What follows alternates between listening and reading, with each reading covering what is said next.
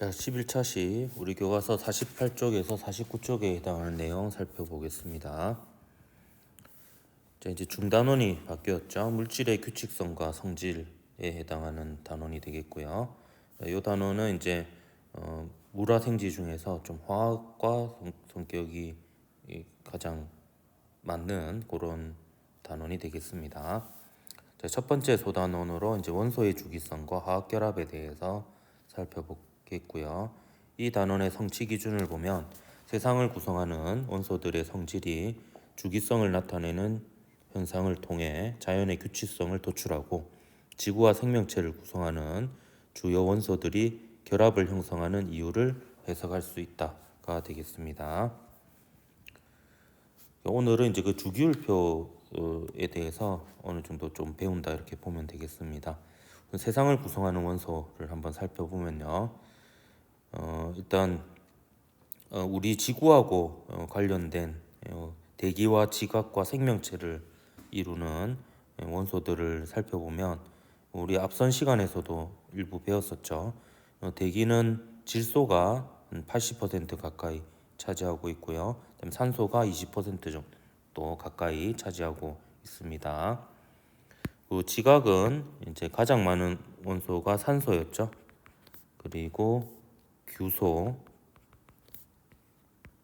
그리고 알루미늄, 철 등으로 이루어져 있습니다. 그 생명체를 이루고 있는 원소는 산탄수질, 이렇게 기억을 해라고 했죠. 끝에는 다 소자로 끝납니다. 그래서 산소, 탄소, 수소, 질소로 주로 이루어져 있습니다. 산소하고 수소로 이루어진 게 이제 우리 몸의 70% 이상이 물이죠. 이게 H2O니까 이렇게 산소하고 수소가 많은 거고요. 그다음에 유기물은 이제 탄소 화합물입니다. 그래서 이제 탄소가 많은 거죠. 그리고 순서 외우는 것도 기억해 줬죠. 이게 원자 번호 8번, 6번, 1번 해서 요 세 개를 이제 순서를 원자 번호 큰 순서대로 기억하면 되겠고, 그에 이제 또 질소가 네 번째로 많이 있습니다. 이러한 원소들은 이제 금속, 비금속, 중금속으로 이제 그게 분류할 수도 있는데요. 일단 금속은 자유전자가 있습니다. 이 자유전자 때문에 금속 고유의 특징들이 나타나는데요. 자유전자가 있어서 전기가 잘 통하고요. 열도 잘 전달하고, 그 다음에 전성과 연성이 있어서 이게 충격을 가했을 때 부서지지 않고 이게 넓어지는 이렇게 펴지는 그리고 이제 늘어나는 이런 성질이 있습니다. 그리고 자유전자가 여러 파장의 빛을 흡수했다가 방출하기 때문에 금속에는 특유의 광택이 있는 경우가 많고요. 그리고 실온에서는 액체 상태의 수은을 제외하면 대부분은 고체 상태로 존재합니다. 그래서 우리 교과서 보면 이제 요 비금속과 금속의 이제 종류와 예가 있는데요. 이제 금속의 예로는 이제 철, 아연, 금 등이 있고요. 보면 이제 특유의 광택이 있고 주로 전류를 잘 통하고 열을 잘 전달하는 특징이 있습니다. 철의 경우에는 우리 지구에서 가장 많은 질량을 차지하고 있는 원소죠. 이 철은 공구를 만들 때 이용이 되고요. 그리고 아연은 배의 선체 보호에 활용이 되고, 금은 전기가 아주 잘 통하는 물질이어서 이제 회로 기판을 만들 때 전류가 통하는 통로로 많이 활용이 됩니다. 자, 여기 이제 그 정리해서 적어놨죠. 이제 철은 강도와 경도가 높으며 가공하기 쉬워서 자동차 공구 등 기계를 이용할 때 많이 사용이 되고, 아연은 철보다 전자를 읽기 쉬워서 배의 선체를 보호하고 건전지 등에 이용이 됩니다. 그리고 금은 전기 전도성, 전성, 연성 등이 커서 회로 기판에 이용되고, 직가용 보철물을 만들 때 우리가 충치를 때울 때 이제 금으로 때우기도 하죠. 그런 데 이용이 됩니다. 그리고 금속에 반하여 전기가 잘 통하지 않고 열을 잘 전달하지 않는 물질을 비금속이라고 하고요. 비금속의 경우에는 실온에서 액체 상태인 브로민, 옛날에는 브롬이라고 했는데요. 지금은 정식 명칭이 브로민입니다. 이 브로민을 제외하면 대부분 기체 또는 고체 상태로 존재를 합니다. 교과서에 우리 교과서 59쪽에 보면 비금속의 예시로 수소, 탄소, 질소가 있는데요. 수소는 수소 자동차의 연료로 사용되기도 하고요. 탄소는 이제 연필심으로 이용되기도 하고, 질소 같은 경우에는 이제 산화 반응이 일어나지 않도록 이제 산소를 제거한 질소를 과자 봉지 충전재로 넣어서 이제 식품을 보존하는 데 사용되기도 합니다. 그리고 과자가 잘 안 부서지게 하는 역할도 하죠. 여기에 이제 프린트에도 이제 정리를 해두었습니다. 수소는 가장 가벼운 기체이고요. 수소 연료전지 연료로 사용됩니다. 탄소로 이루어지는 흑연은 이제 연필심이나 전지의 전극 등으로 활용이 되고요. 그다음에 질소는 반응성이 낮아서 과자 봉지 충전재로 활용이 됩니다. 그리고 중금속이라고 하는 것이 있는데요. 이 중금속은 금속 원자와 근데 비금속 원소, 금속 원소와 비금속 원소의 중간 성질을 가지거나 금속 원소와 비금속 원소의 성질을 모두 가지는 녀석으로, 예를 들어서 이제 규소 같은 경우에는 전기가 잘 통하는 도체의 성질과 전기가 잘 통하지 않는 절연체의 중간적인 성질을 가지고 있습니다. 그 예로는 이제 붕소, 규소, 저마늄, 비소 등이 있는데요. 이 중에 특히 요 두 개는 나중에 배우겠지만 반도체로 분류되기도 합니다. 그러니까 이제 전류가 잘 통하냐 안 통하느냐로 도체, 절연체, 반도체 이렇게 구분하기도 하거든요. 그래서 전류가 잘 통하는 물질을 도체, 주로 금속이 되겠습니다. 그리고 전류가 잘 통하지 않는 물질이 절연체 혹은 부도체라고 하는데, 비금속의 경우 주로 그렇고요.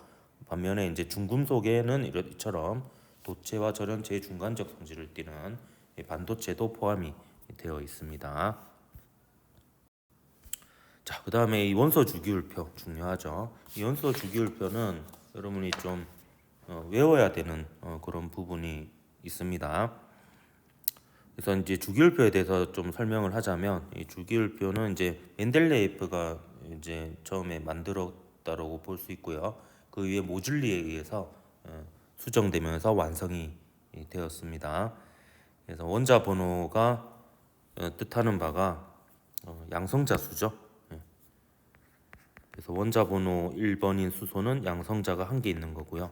2번인 헬륨은 원자 번호가 2번인 헬륨은 양성자가 2개가 있는 겁니다. 그리고 이거는 이제 그리고 양성자 수만큼 보통 원자는 전자를 가지고 있습니다. 그래서 원자가 중성인 상태일 때의 전자수이기도 한 거죠.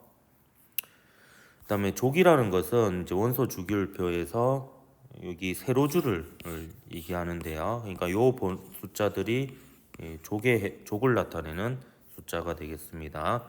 그래서 족은 주기율표의 세로줄을 뜻하는 거고요. 같은 족에 속하는 원소들은 화학적 성질이 유사합니다.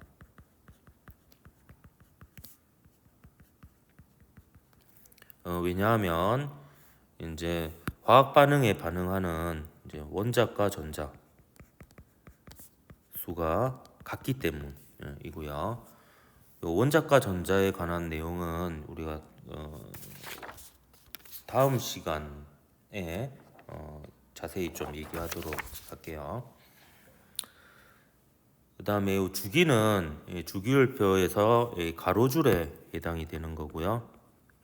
같은 주기에 속하는 원소들은 전자 껍질 수가 같습니다.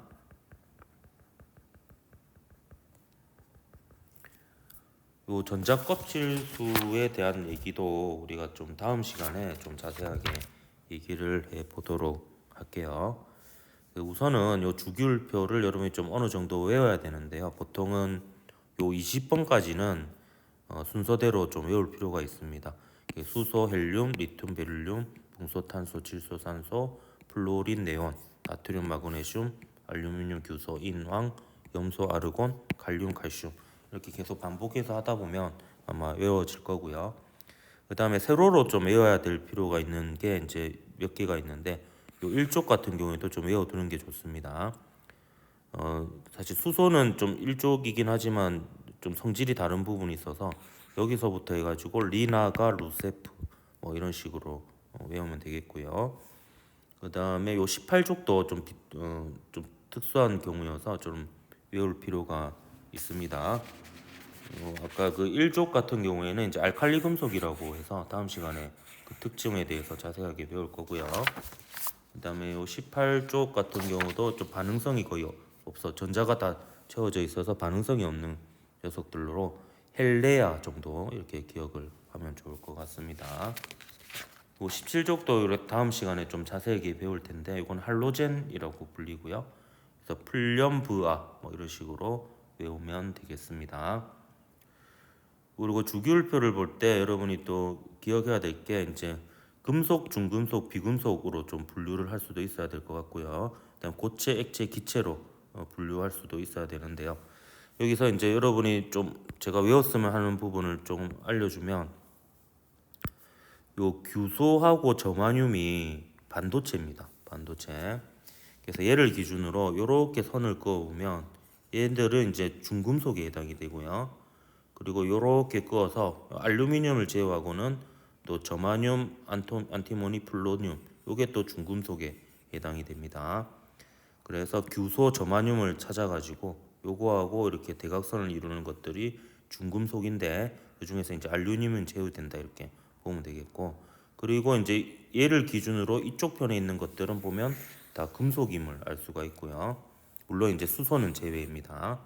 그리고 이쪽 편에 있는 것들은 이제 비금속인 것을 알 수가 있습니다. 그리고 기체 상태에 있는 것을 여러분이 좀 기억을 할 필요가 있을 것 같은데요. 저는 어떻게 기억을 하냐 하면 요렇게 기억을 합니다. 요렇게 그어 가지고요.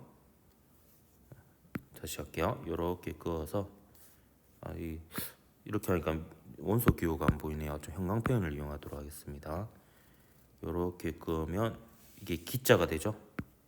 그래서 기체 상태이고요. 그리고 수소는 당연히 기체 상태인 거라니까 이렇게 기억을 하고, 특별히 액체 상태인 것은 상온에서 액체 상태인 건 이 두 개밖에 없거든요. 브로민하고 수은입니다. 그래서 금속 중에 상온에서 액체인 게 수은, 비금속에서 상온에서 액체 상태인 게 브로민 이렇게 있거든요. 그래서 이렇게 빼고 나면 제가 탄소는 그리면 안 되는데 이렇게 실수했네요. 탄소를 제외하고, 탄소가 고체인 거는 우리가 잘 알고 있잖아요. 그래서 질소부터 시작해가지고 이렇게 기역자를 하나 만들고요. 그때 유의해야 될 거는 브로민은 아닙니다. 그다음에 이렇게 쭉 쓰면 요 녀석들이 이제 기체에 해당이 된다 이렇게 보면 되겠고, 나머지는 거의 다 이제 고체고요. 하지만 이제 얘랑 얘는 이제 액체다 이렇게 보면 되겠습니다.